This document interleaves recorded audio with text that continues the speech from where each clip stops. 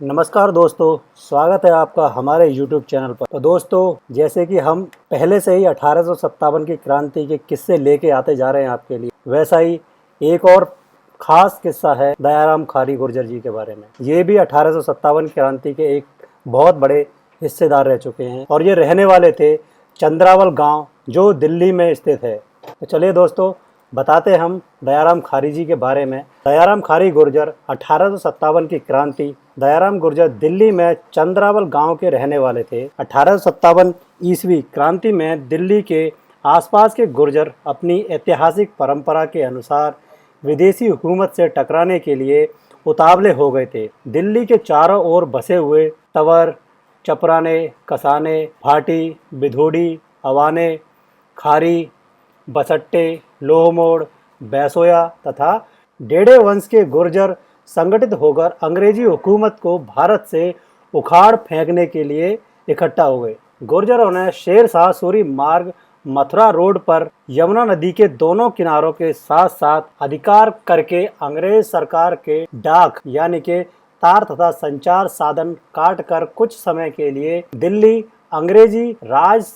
में अंग्रेजी राज समाप्त कर दिया था। दयाराम गुर्जर के नेतृत्व में गुर्जरों ने दिल्ली में मेटकॉफ हाउस को कब्जे में ले लिया, जो अंग्रेजों का निवास स्थान माना जाता था। यहाँ पर सैनिक व सिविलियन उच्च अधिकारी अपने परिवार सहित रहा करते थे। जैसे ही क्रांति की लहर मेरठ से दिल्ली पहुंची, दिल्ली के गुर्जरों में भी वह जंगल की आग की तरह फैल गई। दिल्ली के मेटकॉफ हाउस में जो अंग्रेज बच्चे और महिलाएं, उनको जीवन दान देकर गुर्जरों ने अपनी उच्च परंपरा का परिचय दिया। महिलाओं और बच्चों को मारना पाप समझकर उन्होंने जीवित छोड़ दिया था उनको और मेटकॉफ हाउस पर अधिकार कर लिया था। दयाराम गुर्जर के नेतृत्व में दिल्ली के समीप वजीराबाद, जो अंग्रेजों का गोला बारूद का जखीरा था, उस पर अधिकार कर लिया, जिसमें लाखों रुकी बंदूकें थीं। इसी तरह अंग्रेजी सेना की 16 गाड़ियां 7 जून 1857 को रास्ते में जाती हुई रोककर उनको अपने कब्जे में ले लिया। गाड़ियों में आग लगा दी। सर विलियम म्योर के इंटेलिजेंस रिकॉर्ड के अनुसार गुर्जरों ने अंग्रेजों के अलावा उन लोगों को भी मारा, उन लोगों को भी नुकसान पहुंचाया जो अंग्रेजों का साथ दे रहे थे। 1857 की क्रांति के दमन चक्र के दौरान चंद्रावल गाँव को जलाकर खाक कर दिया गया था। स्त्री पुरुषों को बेरहमी से मार मार के मौत के घाट उतार दिया गया था। चंद्रावल के गुर्जर मेटकॉफ हाउस और वजीराबाद के शस्त्रागार को लूटने का गंभीर आरोप भी लगाया था।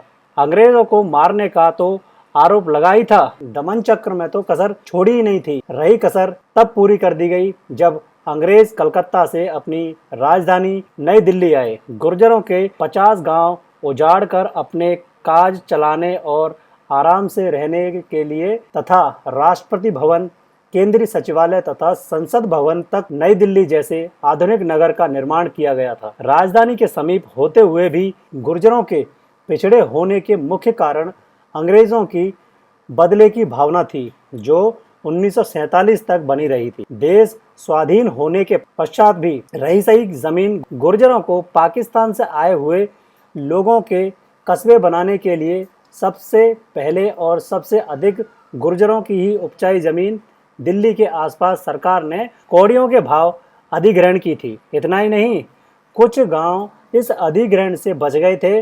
उनकी भूमि भी 1975 से 1976 में दिल्ली की गंदी बस्तियों के लोगों को बसाने के लिए सरकार ने अधिग्रहण कर ली है। अब दिल्ली के चारों ओर बसने वाले बहुत गुर्जर भूमिहीन हो गए हैं। इन देशभक्त गुर्जरों को भूमिहीन बनाकर अपनी सरकार ने उन्हें कोई विशेष सुविधा प्रदान नहीं की है। विकास के नाम पर गुर्जरों का विनाश हुआ।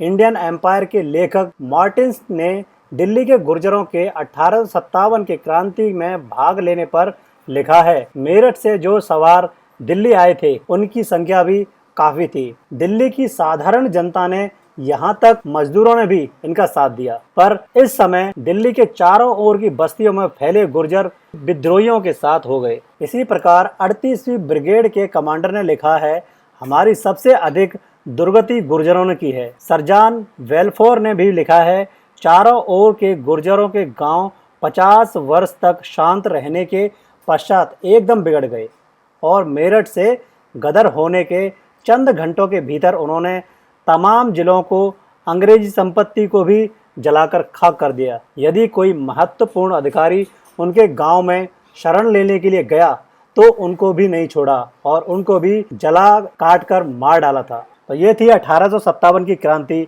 जो धीरे धीरे धीरे धीरे पूरे देश में फैलती गई और अंग्रेज़ों के खिलाफ पूरा हिंदुस्तान खड़ा हो गया।